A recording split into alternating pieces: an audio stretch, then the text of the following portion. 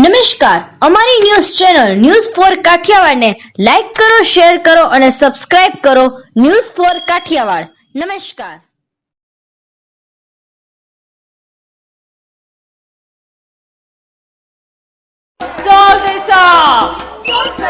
Solve करो हे चुटकी बजाओ आंसर पाओ आंसर करो और स्मार्ट बन जाओ मैथ करो या साथ करो जो भी करो स्मार्ट करो सही तो વિસાવદર પેટા ચૂંટણી ભેસાણ ખાતે પ્રદેશ અધ્યક્ષ સી.આર. પાટીલ સભા સંબોધન કરશે. વિસાવદરમાં ભાજપનો ઐતિહાસિક વિજય થશે. કુંવરજી બાવળિયા. ગામડાઓમાં અભૂતપૂર્વ સમર્થન મળી રહ્યું છે. કુંવરજી બાવળિયા. ગઈકાલની ઘટનામાં ભાજપનો કોઈ કાર્યકર હોઈ શકે નહીં. કુંવરજી બાવળિયા. કોઈ હિત શત્રુનું કામ હોઈ શકે. કુંવરજી બાવળિયા.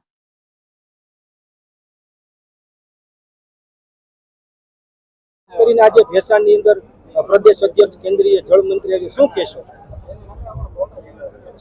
વિસાવદર ભેસાણ વિધાનસભા મતક્ષેત્રમાં આજે અમારા પ્રદેશના અધ્યક્ષ અને કેન્દ્રીય જળ સંપત્તિ મંત્રી આદરણીય સી.આર. પાટીલજી આ વિસ્તારના સૌ સન્માનનીય પદાધિકારીઓ, કાર્યકરો અને જેમને જિલ્લા પંચાયતની સીટ વાઇઝ અને તાલુકા પંચાયતની સીટ વાઇઝ જેમને જવાબદારી સોંપવાની, જેમાં સૌ સનિષ્ઠ અને કેટલાક દિવસથી સતત લોકો વિચારતા કાર્યકરોની આજની મિટિંગ છે.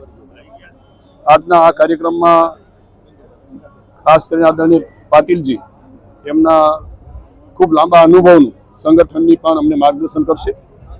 સાથે દરેક કાર્યકરોને જે જવાબદારીઓ સોંપાણી છે, જવાબદારીઓ એ ખૂબ સારી રીતે નિભાવે છે, પણ તેમ છતાં એ સીટો ઉપર એને બળ મળે, પ્રોત્સાહન મળે અને જે પ્રકારની ક્યાંય ક્ષતિ હોય તો એ પૂર્ણ થાય એવું સરસ મજાના માર્ગદર્શનના ભાગરૂપે આજે સી.આર. પાટીલજી અહીંયા આવી રહ્યા છે.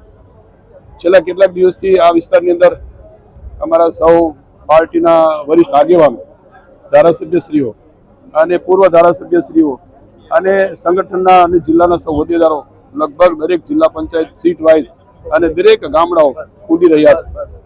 અમારા ભારતીય જનતા પક્ષના ઉમેદવાર જે લગભગ મોટાભાગે અમે બધા સાથે રહીને મોટાભાગના ગામડાઓમાં પ્રવાસ કર્યો છે.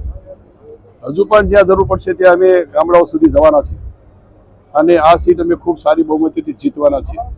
ફક્ત સામેના પક્ષમાંથી ક્યાંક વાહિયાત વાતો કરીને લોકોને જે ભ્રમાવવા માટેનો પ્રયત્ન થઈ રહ્યો છે, એનાથી આ વખતના આ વિસ્તારના મતદારો છેતરાવાના નથી, ક્યાંય ગુમરાહ થવાના નથી. અમે જાતે પણ લગભગ મોટાભાગના ગામડાઓમાં પ્રવાસ કર્યો છે. ક્યાંક ગુમરાહ કરવાનો પ્રયત્ન સામેના પાર્ટીના ઉમેદવારોએ કર્યો છે, પણ અમને ભરોસો વિશ્વાસ છે આ વખતની આ વિસાવદર ભેસાણ વિસ્તારના ગામડાના સૌ સમાજના લોકો આ વખતે ભારતીય જનતા પક્ષના અમારા ઉમેદવારને સારી રીતે જીતાડશે, કોઈ શંકા નથી. ખાસ કરીને ગઈકાલ રાતની જે ઘટના